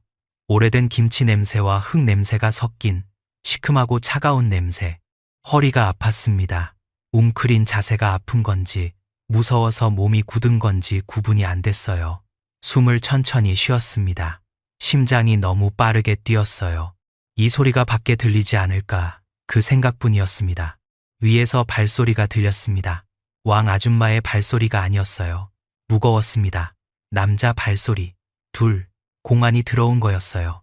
목소리가 들렸습니다. 중국어였어요. 저는 중국어를 잘 못합니다. 하지만 왕 아줌마가 중국어로 대답하는 소리가 들렸어요. 목소리가 차분했습니다. 전혀 떨리지 않았어요. 아줌마는 웃기까지 했습니다. 웃으면서 뭔가 말했어요. 공안이 뭔가 물었습니다. 아줌마가 또 대답했어요. 발소리가 부엌 쪽으로 왔습니다. 저는 숨을 멈췄어요. 눈을 감았습니다. 아무 생각도 안 났습니다. 머릿속이 하얘졌어요. 그러다가 한 가지 생각이 올라왔습니다. 천천히. 여기서 잡히면 돌아간다. 돌아가면 보안서에 끌려간다. 제이막에서 밤마다 머릿속으로 그렸던 그 경로가 거꾸로 돌아가는 거였습니다. 보안서에서 교화소로, 교화소에서 관리소로. 그러면 아무도 없다. 어머니한테 아무도 안 남는다. 나무판 위에서 발소리가 멈췄습니다. 바로 위였어요. 제 머리 위에 사람이 서 있었습니다. 나무판 사이로 빛이 새어 들어왔어요. 가느다란 빗줄기. 그 빛이 제 손등 위에 떨어졌습니다. 저는 그 빗줄기를 봤습니다. 손등 위에 떨어진 빛이 가늘게 떨리고 있었어요. 위에 선 사람이 움직이고 있다는 뜻이었습니다. 빛이 손등에서 손가락 쪽으로 옮겨갔습니다. 다시 손등으로 돌아왔어요. 그 사이가 얼마였는지 모릅니다. 3초였을 수도 있고 30초였을 수도 있어요. 저한테는 같았습니다. 왕 아줌마 목소리가 들렸어요. 뭔가를 말하면서 다른 쪽으로 이동하는 소리가 났습니다. 아줌마가 공안을 부엌에서 다른 방으로 유도하는 것 같았어요. 발소리가 나무판 위에서 떠났습니다. 멀어졌어요. 대화 소리가 작아졌습니다. 그리고 문이 닫히는 소리가 들렸어요. 조용해졌습니다. 한참 뒤에 나무판이 열렸어요. 왕 아줌마 얼굴이 보였습니다. 나와라. 저는 기어 나왔어요. 다리에 힘이 없었습니다. 바닥에 주저앉았어요. 허리를 펴는데 등뼈가 우두둑 소리를 냈습니다. 무릎도 아팠어요. 한참을 웅크리고 있었으니까. 손을 보니 흙이 묻어 있었습니다. 손톱 밑까지. 왕 아줌마가 저를 내려다보고 있었습니다. 표정이 무덤덤했어요. 별일 아니라는 듯이. 밥 먹어라. 또 그 말이었습니다. 저는 그때 왕 아줌마한테 물었어요. 처음으로요. 아줌마, 왜 이렇게까지 해주십니까? 왕 아줌마가 잠깐 저를 봤어요. 그리고 말했습니다. 내 아들은 못 살렸다. 너라도 살아야지. 그게 다였어요. 아줌마는 돌아서서 밥을 차리기 시작했습니다. 저는 그 뒷모습을 보면서 어머니 생각을 했습니다. 어머니도 저렇게 서 계셨어요. 부엌에서. 등을 보이고 왕 아줌마의 등이 어머니 등과 겹쳤습니다. 공안이 다녀간 뒤로 왕 아줌마가 달라졌습니다. 밤마다 대문을 확인했어요. 한 번이 아니라 3번씩. 잠자리에 들기 전에 한 번, 새벽에 한 번, 그리고 날이 밝기 직전에 한 번. 저는 아줌마가 대문을 여닫는 소리를 들으면서 누워 있었습니다. 아줌마는 뭔가를 알고 있었어요. 저한테 말하지 않은 뭔가를. 아들을 잃은 사람은 위험이 어떤 소리를 내는지 아는 거구나. 저는 그렇게만 생각하고 눈을 감았습니다. 공안 소동 이후로 열흘을 더 숨어 있었습니다. 그 사이에 최 선생한테 연락이 왔어요. 왕 아줌마가 알려줬습니다. 길이 열렸다. 내일 떠난다. 떠나는 날 아침, 왕 아줌마가 보따리를 하나 쌌어요.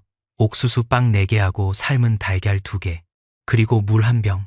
길에서 먹어라. 저는 보따리를 받았습니다. 감사합니다라고 했어요. 왕 아줌마는 고개만 끄덕였습니다. 대문을 나서는데 아줌마가 뒤에서 말했어요. 살아라. 그래야 찾는다. 저는 돌아보지 않았습니다. 돌아보면 안 갈 것 같았어요. 또 최 선생이 보낸 차가 골목 끝에 와 있었습니다. 이번에는 트럭이었어요. 짐칸에 탔습니다. 짐칸에 나무 상자들이 쌓여 있었고 그 사이에 사람 하나 들어갈 틈이 있었어요. 저는 그 틈에 몸을 밀어 넣었습니다. 상자에서 사과 냄새가 났어요. 과일 운반 트럭이었습니다. 트럭이 달리기 시작했습니다. 트럭이 달리기 시작했습니다. 짐칸 안은 어두웠어요. 상자 사이에 끼어 앉아 있으니까 트럭이 흔들릴 때마다 상자 모서리가 옆구리를 찔렀습니다. 사과 냄새가 진했어요. 달콤한 냄새인데 배가 고프니까 속이 뒤집혔습니다. 왕 아줌마가 싸준 옥수수빵을 꺼내서 1개 먹었어요. 딱딱했습니다. 입안에 침이 없어서 삼키기가 힘들었어요. 물을 한 모금 마셨습니다. 아껴야 했어요. 얼마나 달렸는지 모릅니다. 1시간쯤 지났을 때 트럭이 속도를 줄이기 시작했어요. 그러더니 운전석 쪽에서 소리가 났습니다. 운전사가 뒤를 향해 뭔가 말했어요. 중국어였습니다. 저는 못 알아들었어요. 목소리가 급했다는 것만 알았습니다. 트럭이 더 느려졌어요. 그리고 멈췄습니다. 밖에서 목소리가 들렸습니다. 중국어. 운전사가 뭔가 대답했어요. 웃음소리가 났습니다. 저는 숨을 멈추고 상자 뒤에 몸을 붙였어요. 짐칸 문이 열렸습니다. 소리가 컸어요. 쇠가 쇠에 부딪히는 소리. 빛이 들어왔습니다. 낮이었어요. 햇빛이 짐칸 안을 비췄습니다. 저는 상자 뒤에 웅크린 채로 눈을 감았어요. 감아도 밝았습니다. 눈꺼풀이 빨갛게 보였어요. 발소리가 짐칸 안으로 들어왔습니다. 한 명이었어요. 무거운 발소리, 군화 같았습니다. 그 사람이 상자 하나를 두드렸어요. 통통. 그 다음 옆 상자를 두드렸습니다. 통통. 위에서부터 아래로 내려오고 있었어요. 제가 있는 쪽으로. 상자 하나가 움직였습니다. 들어 올리는 소리가 났어요. 그 사람이 상자를 옆으로 밀었습니다. 제 앞에 쌓여있던 상자 중 하나였어요. 벽이 한 겹 사라진 거였습니다. 저와 그 사람 사이에 상자가 2개 남았어요. 2개. 하나만 더 치우면 제가 보입니다. 저는 몸을 더 웅크렸어요. 무릎을 가슴에 붙이고 머리를 무릎 사이에 넣었습니다. 최대한 작아지려고 했어요. 심장이 귀에서 뛰었습니다. 이 소리가 들릴 것 같았어요. 왕 아줌마 집 저장실에서도 이랬습니다. 또 이러고 있었어요. 숨어서 웅크리고 심장 소리를 듣고 있었습니다. 그 사람이 상자 위를 손으로 훑었어요. 스르륵 하는 소리가 났습니다. 사과 상자 겉면을 쓸어보는 소리. 그 손이 제 쪽 상자 위에 왔습니다. 상자 모서리를 잡는 느낌이 전해졌어요. 상자가 미세하게 흔들렸습니다. 밖에서 소리가 났어요. 다른 사람이 운전사한테 뭔가 말했습니다. 크게, 급한 말투였어요. 짐칸 안에 있던 사람이 멈췄습니다. 손이 상자에서 떨어졌어요. 그 사람이 돌아섰습니다. 발소리가 짐칸 밖으로 나갔습니다. 문이 닫혔어요. 다시 어두워졌습니다. 저는 한참을 그 자세로 있었습니다. 트럭이 다시 달리기 시작해도 자세를 풀지 못했어요. 온몸에 힘이 들어가 있었습니다. 손가락이 굳어 있었어요. 주먹을 쥐고 있었는데 쥔 줄도 몰랐습니다. 이마에 땀이 흘렀어요. 3월인데 땀이 났습니다. 상자 하나 차이였어요. 그 사람이 상자를 하나만 더 치웠으면 끝이었습니다. 트럭은 하루 반을 더 달렸습니다. 중간에 한번 멈춰서 차를 바꿨어요. 승용차였습니다. 운전사가 달라졌어요. 중국 사람이었는데 한마디도 안 했습니다. 최 선생이 보낸 사람이라고만 들었어요. 승용차로 이틀을 달렸습니다. 북쪽으로, 몽골 국경 쪽으로. 이동하는 동안 한번 주머니를 뒤적이다가 손에 뭔가 잡혔습니다. 종이였어요. 철민이가 강변에서 준 종이 접힌 채로 주머니 안에 있었습니다. 꺼내서 봤어요. 읽지는 않았습니다. 접힌 면을 만져보기만 했어요. 종이가 얇았습니다. 손가락으로 접힌 자리를 쓸었어요. 철민이가 이걸 접었겠지. 삐뚤게 접었겠지. 저도 삐뚤게 접으니까 읽고 싶었습니다. 그런데 읽으면 돌아갈 것 같았어요. 이 차에서 내려서 왔던 길을 되돌아갈 것 같았습니다. 저는 종이를 다시 접어서 주머니에 넣었어요. 시계 옆에 아버지 시계와 철민이 종이가 같은 주머니에 있었습니다. 국경 근처에서 승용차가 멈췄습니다. 밤이었어요. 운전사가 처음으로 입을 열었습니다. 중국어로 뭔가 말하면서 북쪽을 가리켰어요. 가라는 뜻이었습니다. 그런데 마지막에 한마디를 더 했어요. 짧았습니다. 저는 못 알아들었습니다. 운전사의 표정이 달랐어요. 눈이 심각했습니다. 무슨 뜻이었는지 저는 걷기 시작하고 나서야 알게 됐습니다. 저는 차에서 내렸어요. 사막이었습니다. 아무것도 없었어요. 하늘에 별이 쏟아지고 있었습니다. 태어나서 별을 이렇게 많이 본 건 처음이었어요. 바람이 불었습니다. 낮에는 따뜻했다고 했는데 밤에는 영하로 떨어졌어요. 외투를 여미었습니다. 걸었습니다. 북쪽으로 최 선생이 알려준 대로 별의 위치를 보고 방향을 잡았어요. 모래 위를 걸었습니다. 발이 빠졌어요. 한 발 내딛는데 힘이 2배로 들었습니다. 얼마나 걸었는지 모릅니다. 1시간쯤 지났을 때 앞에 불빛이 보였어요. 작은 불빛이었습니다. 움직이지 않았어요. 건물인가 생각했습니다. 최 선생이 말한 몽골 쪽 마을일 수도 있었어요. 저는 그 불빛을 향해 걸었습니다. 가까이 갈수록 불빛이 뚜렷해졌어요. 건물이 아니었습니다. 차였어요. 차 한 대가 서 있었고 헤드라이트가 켜져 있었습니다. 차 옆에 사람이 있었어요. 2명 서 있었습니다. 군복이었어요. 저는 멈췄습니다. 중국 쪽인지 몽골 쪽인지 알 수 없었어요. 국경이 어디인지 표시가 없었습니다. 사막 한가운데에 선 하나 없었어요. 저 사람들이 중국 순찰되면 끝입니다. 잡혀서 돌아가는 겁니다. 몽골 군인이어도 어떻게 될지 몰랐어요. 최 선생은 몽골 쪽은 괜찮다고 했지만 괜찮다는 게 무슨 뜻인지 구체적으로 말하지 않았습니다. 돌아갈 수도 없었어요. 뒤로 가면 중국이고 중국에서 갈 곳이 없었습니다. 앞으로 가면 저 사람들이 있었어요. 앞도 뒤도 안 됐습니다. 저는 서서 봤습니다. 두 사람이 움직이지 않았어요. 차 옆에 서서 뭔가 이야기하고 있었습니다. 담배 불빛이 보였어요. 하나가 담배를 피우고 있었습니다. 바람이 불어서 담배 연기가 제 쪽으로 왔어요. 냄새는 안 났습니다. 아직 멀었어요. 하지만 조금만 더 가면 닿을 거리였습니다. 운전사가 마지막에 한 말이 떠올랐어요. 표정이 심각했던 그 한마디. 이거였구나. 순찰이 있다는 뜻이었구나. 알려준 거였어요. 그런데 저는 못 알아들었습니다. 엎드렸습니다. 모래 위에. 모래가 차가웠어요. 배에 닿았는데 두만강 얼음 위에 엎드렸을 때가 떠올랐습니다. 그때는 철민이가 옆에 있었어요. 지금은 혼자였습니다. 저는 엎드린 채로 옆으로 움직이기 시작했어요. 기어갔습니다. 바람이 모래를 끌고 지나갔습니다. 스르륵, 스르륵. 그 소리가 제 숨소리보다 큰지 작은지 가늠할 수 없었어요. 저장실에서는 벽이라도 있었습니다. 트럭에서는 상자라도 있었어요. 여기는 아무것도 없었습니다. 하늘과 모래 사이에 제 몸 하나만 있었어요. 숨을 곳이 없다는 게 숨는 것보다 무서웠습니다. 소리를 내지 않으려고 했어요. 모래가 옷에 들어왔습니다. 목 안으로도 들어왔어요. 입을 다물었는데도 이 사이에 모래가 끼었습니다. 오른쪽으로 크게 돌아서 저 차를 피해가야 했어요. 불빛이 비추는 범위를 벗어나야 했습니다. 기어가면서 세어봤습니다. 1번, 2번, 3번. 팔꿈치를 짚고 몸을 끌 때마다 한 번으로 쳤어요. 100번을 세었을 때 고개를 돌려서 차 쪽을 봤습니다. 불빛이 조금 멀어져 있었어요. 그런데 아직 보였습니다. 저한테서 불빛이 보인다는 건 저쪽에서도 이쪽이 보일 수 있다는 뜻이었어요. 더 기었습니다. 팔꿈치가 까졌어요. 모래가 까진 살에 닿았는데 따가웠습니다. 무릎도 까졌어요. 바지가 찢어진 것 같았습니다. 200번째에 다시 고개를 돌렸어요. 불빛이 작아져 있었습니다. 별처럼 작았어요. 저는 일어섰습니다. 천천히. 다리가 떨렸어요. 일어서서 걸었습니다. 걸으면서 자꾸 뒤를 봤어요. 불빛이 더 작아졌습니다. 사라지지는 않았어요. 그런데 더 이상 쫓아오지도 않았습니다. 걸으면서 생각했어요. 중국 순찰이었는지 몽골 군인이었는지 지금도 모릅니다. 알 필요도 없었어요.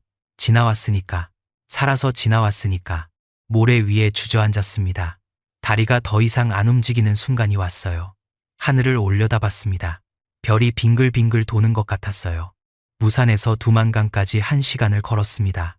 왕 아줌마 집에서 한 달을 숨었습니다.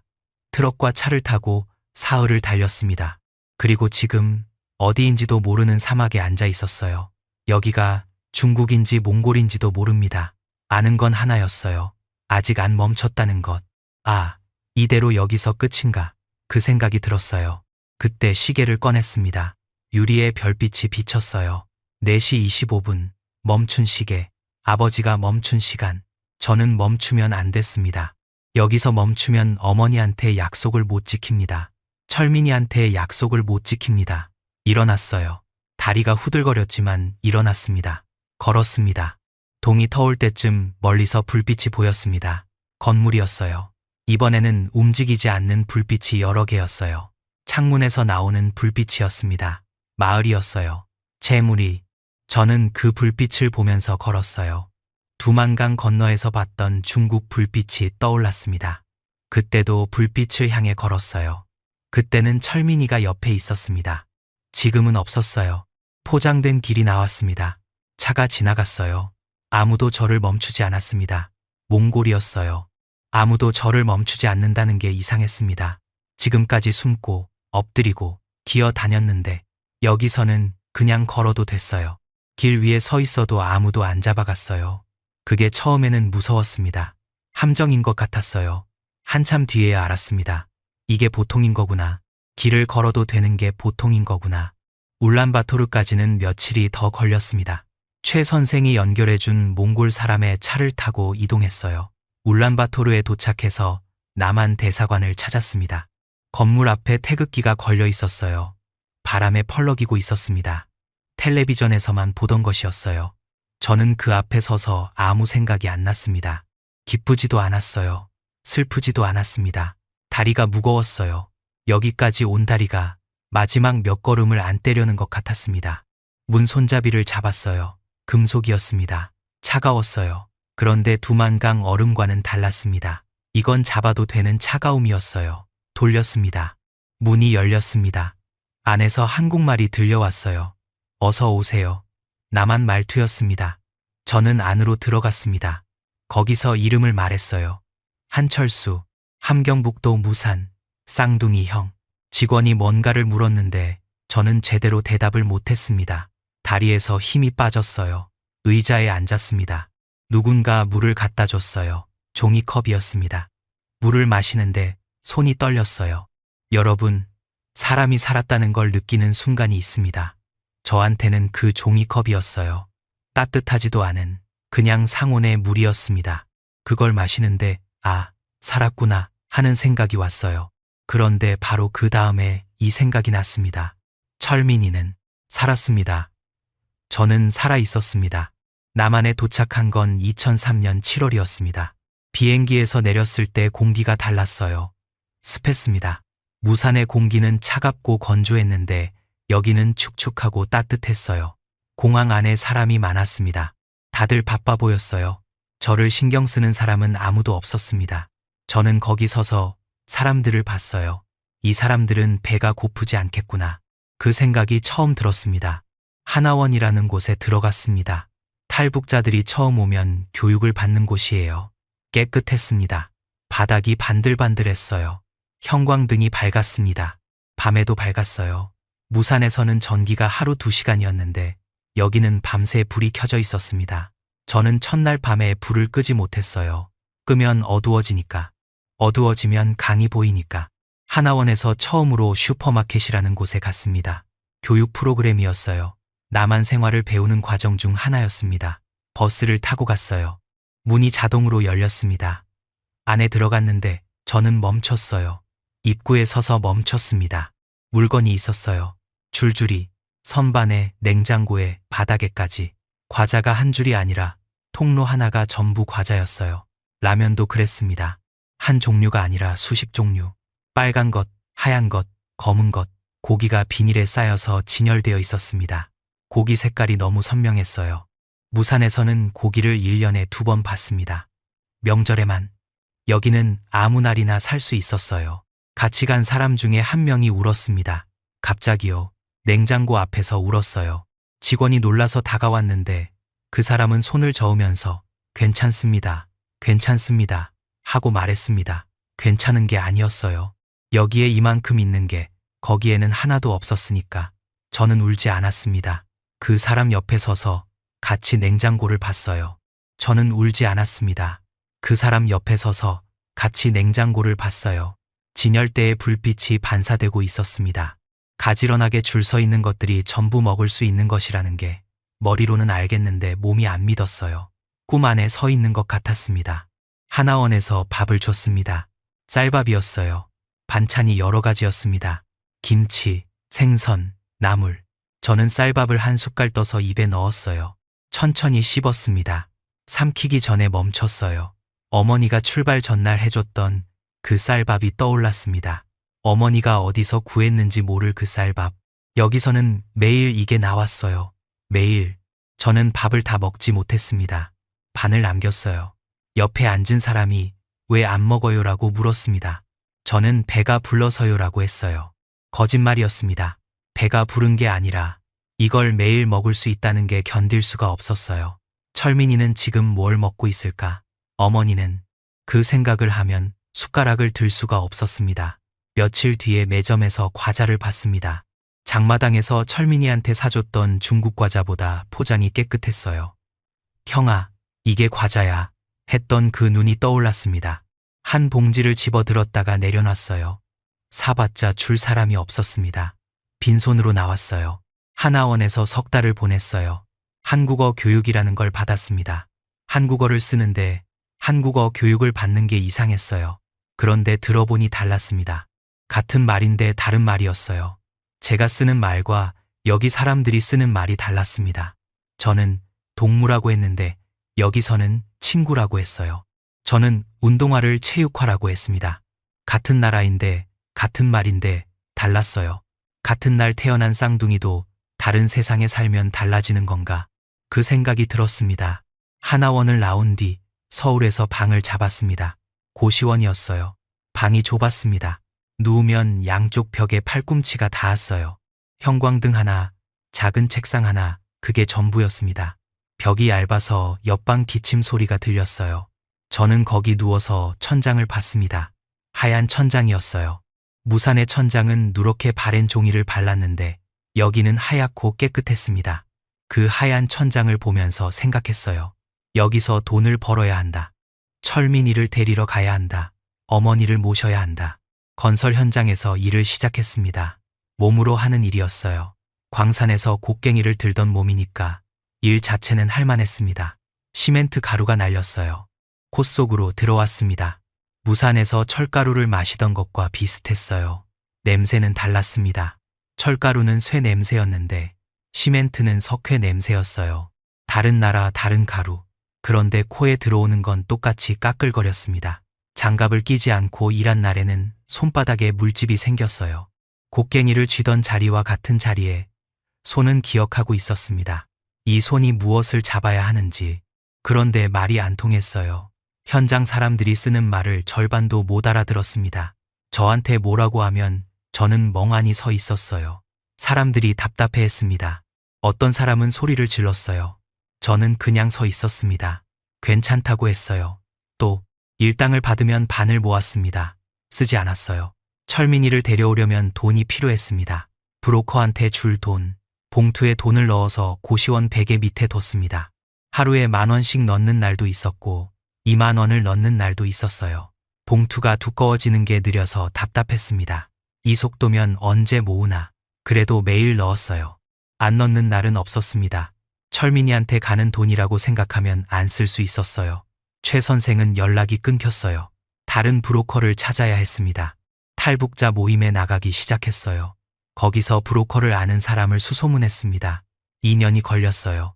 2년 동안 돈을 모으고 사람을 찾고 연결고리를 만들었습니다. 2005년이었습니다. 브로커를 통해 소식이 왔어요. 2가지였습니다. 첫 번째, 어머니가 돌아가셨습니다. 병이라고 했어요. 무슨 병인지는 모릅니다. 병원에 갔는지도 모릅니다. 무산에서 병원이라는 게 있었는지도 모르겠어요. 돌아가신 건 2004년이라고 했습니다. 제가 남한에 온 지 1년 뒤 저는 그 소식을 고시원 방에서 들었어요. 전화로. 전화기를 잡고 있는 손이 하얘졌습니다. 힘을 너무 많이 줬어요. 끊고 나서 한참 앉아 있었습니다. 어머니가 대문 앞에서 제 외투 단추를 채워주시던 그 손이 떠올랐어요. 갈라진 손, 가라. 그 한마디. 어머니는 저를 보내고 1년을 혼자 사셨습니다. 아니, 혼자는 아니었을 수도 있어요. 철민이가 있었을 수도 있고 없었을 수도 있고 그것도 몰랐습니다. 2번째 소식, 철민이가 관리소에 들어갔습니다. 관리소, 정치범 수용소입니다. 앞에서 밤마다 두려워했던 그 길의 끝이었습니다. 보안서에서 교화소로, 교화소에서 관리소로. 거기 들어가면 나오지 못합니다. 들어간 사람 이야기는 밖에서 들을 수 없어요. 살아있는지 죽었는지도. 철민이가 그날 밤 잡혀서 조사를 받고 탈북 시도죄로 관리소에 보내졌다고 했습니다. 그게 전부였어요. 그 뒤로는 아무 소식도 없었습니다. 저는 그날 밤 고시원 방에 앉아서 하나씩 세어봤습니다. 아버지는 갱도에서 멈추셨습니다. 어머니는 무산에서 멈추셨습니다. 철민이는 관리소 안에 있었습니다. 살아있는지 모릅니다. 최 선생은 연락이 끊겼습니다. 왕 아줌마는 연변 어딘가에 계셨습니다. 소식이 없었어요. 저만 여기 있었습니다. 고시원 방에 혼자. 저는 아버지 시계를 꺼냈습니다. 4시 25분. 아버지는 멈췄습니다. 어머니도 멈췄습니다. 철민이는 멈췄는지 안 멈췄는지 모릅니다. 모른다는 게 가장 힘들었어요. 죽었다고 하면 울기라도 할 텐데, 살았다고 하면 찾기라도 할 텐데, 모른다는 건 울지도 못하고 찾지도 못하는 겁니다. 아버지가 말했어요. 동생을 지켜라. 저는 지키지 못했습니다. 그때부터 20년이 시작됐습니다. 저는 돈을 벌었습니다. 건설 현장에서 인테리어 일을 배웠어요. 작은 업체를 차렸습니다. 돈이 조금씩 모였어요. 모이면 브로커한테 보냈습니다. 철민이 소식을 알아봐달라고, 관리소에서 나왔는지, 살아있는지 매번 같은 대답이 돌아왔어요. 확인이 안 된다. 더 알아보겠다. 돈만 들어가고 소식은 없었습니다. 2년이 지나고 5년이 지나고 10년이 지났습니다. 저는 남한에서 나이를 먹었어요. 35이 되고 40이 되고 45이 되었습니다. 거울을 볼 때마다 철민이가 보였어요. 같은 얼굴이니까 제가 늙으면 철민이도 늙고 있을 거였습니다. 같은 속도로 같은 주름이 생기고 같은 데가 처지고. 저는 면도를 할 때 거울을 오래 보지 못했어요. 거울 속에 동생이 있었거든요. 2023년이었습니다. 20년이 지나 있었어요. 그해 여름에 새로운 브로커와 연결이 됐습니다. 중국 쪽에 통로가 있다고 했어요. 관리소에서 나온 사람과 접촉할 수 있다고, 확실하지 않다고 했습니다. 될 수도 있고 안 될 수도 있다고. 비용은 500만 원이라고 했어요. 통화, 전화 한 통, 30초, 500만 원에 30초. 저는 바로 보냈습니다. 30초에 500만 원이 비싼 건지 아닌지 그런 계산은 하지 않았어요. 석 달을 기다렸습니다. 기다리는 동안 매일 똑같았어요. 아침에 현장에 나가고 저녁에 고시원에 돌아왔습니다. 핸드폰을 충전기에 꽂아놓고 소리가 잘 들리는지 확인했어요. 벨소리를 가장 크게 맞춰놨습니다. 저녁 8시가 되면 핸드폰을 들여다 봤어요. 알림이 없으면 내려놨습니다. 9시에 다시 봤어요. 없으면 또 내려놨습니다. 10시에 한 번 더. 그게 매일이었어요. 석 달 동안. 30일이 지나고 60일이 지났습니다. 90일째 되던 날이었어요. 10월이었습니다. 고시원 방에 앉아 있었어요. 7시쯤이었습니다. 핸드폰이 울렸습니다. 모르는 번호였어요. 나라 번호가 이상했습니다. 저는 보통 모르는 번호는 안 받아요. 그런데 그날은 받았습니다. 잡음이 들렸어요. 치직거리는 소리, 그리고 숨소리. 저는 여보세요라고 했습니다. 한 번 더 했어요. 여보세요. 형아. 그 한마디가 들렸을 때 저는 아무것도 못했습니다. 숨이 멈췄어요. 목소리가 제 목소리와 같았습니다. 20년이 지났는데 같았어요. 조금 갈라져 있었습니다. 쉰 목소리였어요. 그래도 철민이었습니다. 저는 알았어요. 뇌가 아는 게 아니라 몸이 알았습니다. 철민아. 제 입에서 나온 첫 마디가 그거였어요. 동생 이름. 20년 동안 소리내서 부른 적이 없었습니다. 혼자 속으로는 매일 불렀어요. 그런데 소리내서 부른 건 그게 처음이었어요. 목소리가 갈라졌습니다. 형아, 살아있었구나. 철민이가 그렇게 말했어요. 살아있었구나. 제가 할 말이었습니다. 제가 해야 할 말을 동생이 먼저 했어요. 관리소에 있던 사람이 밖에 있는 사람한테 살아있었구나라고 했습니다. 형아, 괜찮아? 동생이 물었어요. 20년 만에 하는 말이 그거였습니다. 형아, 괜찮아. 제가 늘 하던 말이었어요. 괜찮아, 괜찮아, 괜찮다고. 그 말을 동생이 저한테 했습니다. 저는 대답을 못했어요. 입을 열었는데 소리가 안 나왔습니다. 목이 막혀 있었어요. 숨을 쉬려고 했는데 숨이 걸렸습니다. 울고 있었어요. 제가 소리 없이 전화기를 잡고 서서 울고 있었습니다. 남 앞에서 울지 않는 사람이, 아버지 돌아가셨을 때도 울지 않은 사람이, 두만강 건널 때도 울지 않은 사람이 전화기를 잡고 울었습니다. 형아, 울지 마. 나 괜찮아. 철민이가 말했어요. 괜찮다고. 관리소에 있는 사람이 괜찮다고 했습니다. 저는 겨우 말했어요. 데리러 갈게. 그게 제가 한 전부였습니다. 20년 동안 하고 싶었던 말이 산더미인데 나온 건 그것뿐이었어요. 형아, 어메가 형아 보내고 매일 울었어. 철민이가 말했습니다. 어머니 이야기를. 그때 전화가 끊겼습니다. 30초였어요.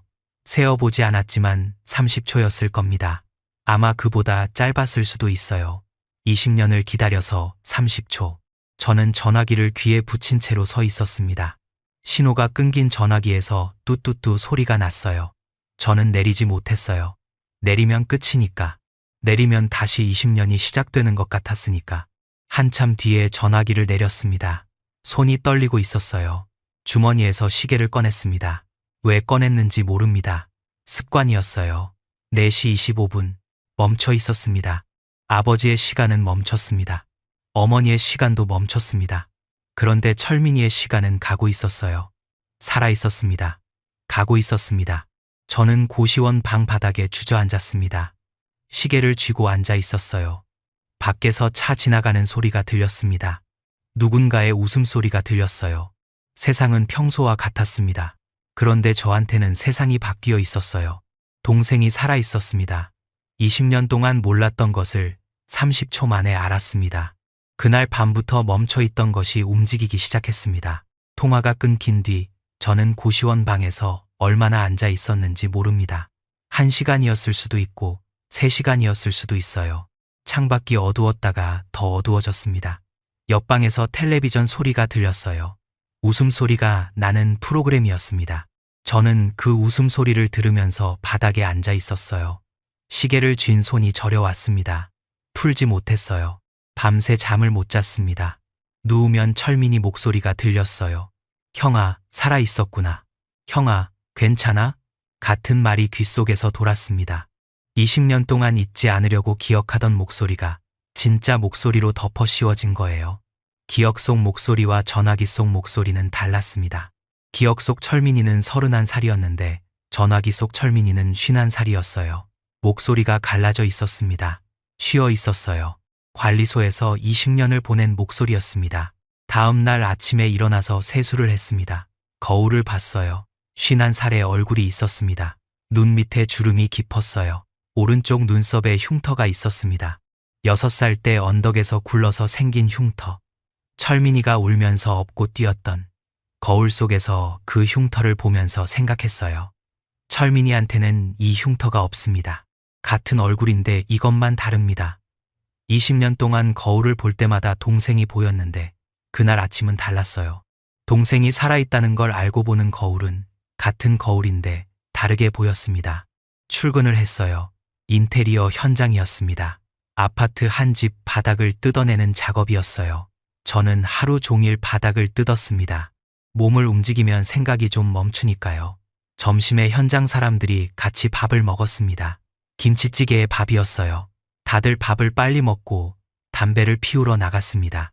저는 혼자 남아서 밥을 천천히 먹었어요. 여기 사람들은 밥을 빨리 먹습니다. 당연한 것처럼 내일도 밥이 있으니까 빨리 먹는 거예요. 저는 아직도 밥을 천천히 먹습니다. 천천히 먹는 게 습관이 됐어요. 없던 시절이 길었으니까. 일이 끝나고 현장 사장님이 일당을 줬어요. 봉투를 받으면서 생각했습니다. 이 돈을 모아야 한다. 또 모아야 한다. 철민이를 데려오려면. 그런데 어떻게 데려옵니까? 관리소에서 나왔는지도 모릅니다. 나왔더라도 감시를 받고 있을 거예요. 탈북 시도를 한 사람은 평생 감시 대상입니다. 다시 브로커를 쓴다고 해도 철민이가 움직일 수 있는 상황인지 알 수가 없었어요. 돈의 문제가 아니었습니다. 손이 닿지 않는 거였어요. 같은 하늘 아래 있는데 손이 닿지 않았습니다. 저는 그래도 멈추지 않았습니다. 브로커한테 다시 연락했어요. 철민이 상황을 더 알아봐 달라고 돈을 또 보냈습니다. 답이 올 때도 있고 안 올 때도 있었어요. 올 때는 항상 같았습니다. 아직 확인 중이다. 조금 더 기다려라. 기다리는 것, 그게 제 일상이 됐습니다. 여러분, 기다린다는 게 어떤 건지 아십니까? 전화기를 항상 옆에 뒀어요. 충전기를 2개 샀습니다. 배터리가 꺼질까봐. 모르는 번호로 전화가 오면 심장이 뛰었어요. 받으면 보험회사였습니다. 끊고 나면 가슴이 내려앉았어요. 그걸 20년 동안 했습니다. 통화 이후에 하나 달라졌습니다. 전에는 살아있는지 죽었는지를 기다렸어요. 이제는 살아있다는 걸 알고 기다렸습니다. 같은 기다림인데 안에 든 게 달랐어요. 공포가 빠지고 조급함이 들어왔습니다. 시간이 가고 있었어요. 저도 늙고 철민이도 늙고 있었습니다. 30초 통화에서 철민이가 한 말을 다시 떠올렸습니다. 어메가 형아 보내고 매일 울었어. 그 말이 며칠이 지나도 머릿속에서 안 지워졌어요. 어머니가 매일 울었다. 저를 보내고. 어머니는 단단한 사람이었습니다. 아버지 돌아가셨을 때도 이틀 뒤에야 부엌에서 혼자 울었던 사람이에요. 그 어머니가 매일 울었다. 그 말이 저한테는 칼이었어요. 저는 어머니 산소가 어디 있는지도 모릅니다. 무산 어딘가에 있겠지요. 가볼 수가 없습니다. 남한에서 무산까지 지도에서 보면 가까운데 갈 수가 없어요. 저는 가끔 명절에 베란다에 나가서 북쪽을 봅니다. 아파트 12층이에요. 북쪽으로 산이 보입니다. 산 너머에 산이 있고 그 너머에 또 산이 있겠지요. 어머니가 거기 어딘가에 있습니다. 저는 거기를 보면서 가만히 서 있어요. 그게 제가 할 수 있는 성묘입니다. 그런데 한 가지 풀리지 않는 게 있었습니다. 어머니는 왜 저를 보냈을까? 형이니까. 형이 먼저 가서 길을 만들어야 하니까. 어머니는 그렇게 말씀하셨어요. 저는 20년 동안 그렇게 믿었습니다. 그런데 통화 이후로 자꾸 생각이 들었어요. 정말 그것뿐이었을까? 어머니가 저를 고른 게 아니라 누군가가 먼저 양보한 건 아닐까? 2024년 봄이었습니다. 통화 이후 반년쯤 지났을 때 브로커를 통해 소식이 하나 더 왔어요. 철민이가 전한 말이라고 했습니다. 짧았어요. 그날 밤 어매한테 내가 먼저 말했다. 형아 보내라고. 저는 그 말을 듣고 한참 동안 전화기를 들고 있었습니다. 동생이 먼저 양보한 거였어요. 어머니가 고른 게 아니었습니다. 최 선생이 한 명만 된다고 했을 때 어머니가 결정하기 전에 철민이가 먼저 말한 거였습니다. 형아 보내라고. 어머니는 그 말을 듣고 저를 보낸 거였어요. 저는 20년 동안 어머니가 저를 고른 줄 알았습니다. 형이니까 고른 줄 알았어요. 그게 아니었습니다. 동생이 보내준 거였습니다. 두만강 얼음 위에서 제 등을 누르고 일어선 것도 철민이었고 그 전에 어머니한테 형아 보내라고 말한 것도 철민이었어요. 처음부터 끝까지 동생이 저를 살린 거였습니다. 아버지가 말씀하셨어요. 형이니까 동생을 지켜라. 저는 20년 동안 그 말에 짓눌려 살았습니다. 지키지 못했다고. 그런데 돌이켜보면 동생이 형을 지킨 거였어요. 3분 늦게 태어난 동생이 3분 먼저 태어난 형을 지켰습니다. 그 이야기를 듣고 나서 철민이가 강변에서 준 종이를 다시 꺼냈습니다. 남한에 도착하고 얼마 안 돼서 읽은 종이였어요. 너무 많이 펼쳤다 접었다 해서 접힌 자리가 해져 있었습니다. 글씨가 삐뚤었어요. 철민이 글씨. 짧았습니다. 형아, 잘 먹고 살아라. 나는 괜찮다. 3분 차이가 뭐라고. 형아가 형이라서 좋았다. 어릴 때부터 철민이가 입버릇처럼 했던 그 말이었어요. 그때는 억울해서 한 말이었는데 이 종이에서는 달랐습니다. 저는 그 종이를 아버지 시계와 함께 보관하고 있습니다. 시계는 여전히 4시 25분에 멈춰 있어요. 종이는 누렇게 바랬습니다. 이 두 개가 제가 가진 전부예요. 아버지한테서 온 것 하나, 동생한테서 온 것 하나. 요즘 저는 작은 인테리어 회사를 운영하고 있습니다. 직원이 3명이에요. 크지 않습니다. 아파트 도배하고 바닥 깔고 화장실 고치는 일을 해요. 남한 사람들 집을 고쳐줍니다. 가끔 일을 하다가 멈출 때가 있어요. 남의 집 거실에 서서 이 집 사람들은 저녁에 여기 앉아서 텔레비전을 보겠구나, 밥을 먹겠구나 생각합니다. 가족이 둘러앉아서요. 거실에 가족 사진이 걸려있는 집이 있어요. 엄마, 아빠, 아이 둘 웃고 있습니다. 저는 그 사진을 보면서 도배를 합니다. 사진을 떼었다가 다시 붙여요. 조심히. 남의 가족 사진인데 조심하게 되더라고요. 제 아들 이야기를 해야겠습니다. 남한에서 결혼을 했어요. 2010년이었습니다. 아내는 남한 사람이에요. 제 사정을 알고도 괜찮다고 해준 사람입니다. 아들이 하나 있어요. 2011년에 태어났습니다. 올해 14살이에요. 아버지가 저한테 동생 지켜라라고 했던 그 나이입니다. 아들이 가끔 제 말을 따라해요. 제가 빨리 해라를 빨래 해라로 발음한다고 놀립니다. 아들이 함경도 억양을 흉내내면서 아버지, 빨래 해라가 뭐야, 빨리 해라지 하고 웃어요. 저도 웃습니다. 발음이 안 고쳐지는 건 어쩔 수 없어요. 20년을 살아도 혀는 무산해 있습니다. 저는 아들한테 아직 시계를 보여준 적이 없습니다. 철민이 종이도요. 아들이 좀 더 크면 보여주려고요. 내 삼촌 이야기라고. 같은 얼굴을 가진 삼촌이 있다고. 아직은 아이가 어려요. 이해할 수 있을 때 말해주고 싶습니다. 그런데 언제가 그때인지 저도 모르겠어요. 가끔 생각합니다. 아들이 크면 시계의 태엽을 감아볼까. 아버지가 매일 감던 태엽을 손자가 감는 거예요. 오래 멈춰 있었으니까 갈지 안 갈지 모릅니다. 가면 좋겠어요. 다시 째깍거리면 좋겠습니다. 그런데 안 가도 괜찮아요. 멈춰 있어도 시계는 시계니까요. 가끔 아들이 저한테 물어요. 아빠, 왜 전화기를 항상 옆에 둬? 저는 습관이야 라고 합니다. 아빠, 왜 밥을 그렇게 천천히 먹어? 저는 원래 그래라고 합니다. 아들은 더 안 물어요. 아이들은 그런 것 같아요. 어른이 더 말하기 싫은 걸 알면 안 물어요. 하나원에서 만났던 사람이 있습니다. 박형이라고 불렀어요. 저보다 5살 위 함경남도에서 온 사람이었습니다. 이 사람은 가족을 다 데리고 나왔어요. 아내, 아들 하나, 딸 하나. 저는 처음에 부러웠습니다. 그런데 박형은 행복해 보이지 않았어요. 나중에 들은 이야기인데 아버지를 거기 두고 온 거였습니다. 다 데리고 나왔다고 생각했는데 다가 아니었어요. 남한에 와서 2년 만에 이혼했습니다. 건너오는 게 끝이 아니라 건너온 다음이 또 다른 시작이라는 걸 저는 그때 알았습니다. 지금도 가끔 만나요. 포장마차에서요. 만나면 말이 없어졌습니다. 하나원에서 만났던 박형은 지금도 가끔 연락이 돼요. 이혼하고 혼자 살고 있습니다. 술을 많이 마신다고 들었어요. 한 달에 한 번쯤 만납니다. 포장마차에서요. 만나면 말이 없어졌습니다. 예전에는 그래도 이런저런 이야기를 했는데 요즘은 그냥 앉아 있어요. 저도 그냥 앉아 있습니다. 둘이 말없이 소주를 마셔요. 가끔 박형이 철수 씨, 잘 살고 있지? 라고 물어요. 저는 네, 형은요? 라고 합니다. 박형은 대답 안 하고 소주를 마셔요. 그게 위로인지는 모르겠습니다. 그런데 그게 저희가 할 수 있는 전부예요. 왕 아줌마 소식은 끊겼습니다. 연변에 계신 건지, 살아 계신 건지 연락할 방법이 없어요. 저는 그 아줌마한테 감사하다는 말을 제대로 한 적이 없습니다. 대문 나서면서 감사합니다 한마디 했어요. 그게 전부였습니다. 저는 매년 3월이 되면 된장찌개를 끓입니다. 왕 아줌마가 해줬던 그 찌개예요. 맛이 같지는 않아요. 된장이 다르니까. 그래도 끓입니다. 아내가 왜 3월마다 된장찌개를 끓여? 라고 물은 적이 있어요. 저는 그냥 이라고 했습니다. 아직 다 말하지 못했어요.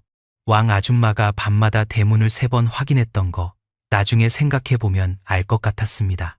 아줌마의 아들도 숨어 있다가 잡혔을 거예요. 그때도 대문 너머로 발소리가 왔을 겁니다. 아줌마는 그 소리를 알고 있었던 거예요. 위험이 어떤 소리를 내는지. 그래서 3번씩 확인한 거였습니다. 아들한테 하지 못한 것을 저한테 하고 있었던 거예요. 지금 만나면 이렇게 말하고 싶습니다. 아줌마, 살았습니다. 아줌마가 숨겨주고 밥 먹여줘서 살았습니다. 할 수 있을지 모르겠어요. 그래도 말하고 싶습니다. 최 선생도 소식이 없습니다. 2003년 이후로 연락이 끊겼어요. 그 사람이 아니었으면 저는 여기 없어요. 두만강 얼음 위에서 제 팔을 잡고 지금이라고 한 그 한마디. 그게 아니었으면 저는 동생 옆에서 같이 잡혔을 겁니다. 여러분, 저는 지금도 기다리고 있습니다. 전화기는 늘 옆에 있어요. 충전기도 2개입니다. 모르는 번호로 전화가 오면 아직도 심장이 뜁니다. 대부분은 광고예요. 그래도 받습니다. 안 받으면 안 되니까요. 언제 올지 모르니까요.